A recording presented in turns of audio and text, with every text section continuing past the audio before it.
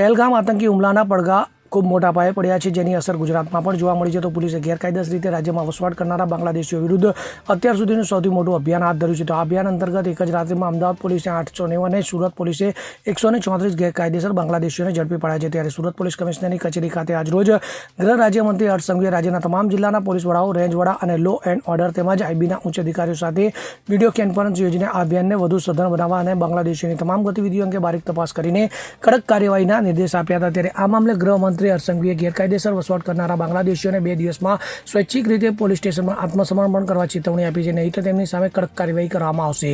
આ ગેરકાયદેસર ઘૂસણખોરોને આશરો આપનારા સામે પણ કડક પગલાં લેવાનો નિર્દેશ આપવામાં આવ્યો છે. નહીં તો પોલીસ ઘરમાં ઘૂસીને બહાર કાઢશે. તો એટલું જ નહીં, હર્ષ સંઘવીએ ગેરકાયદેસર નાગરિકોને આશરો આપનારાઓને પણ ચેતવણી આપી છે. Bureau report, CN24 news. હવે જુઓ દેશ દુનિયાની તમામ ખબરો તમારી આંગળીના ટેરવે. ઉઠાવો મોબાઈલ અને ગૂગલ પ્લે સ્ટોર પરથી ડાઉનલોડ કરો અમારી CN24 ન્યૂઝ મોબાઈલ એપ.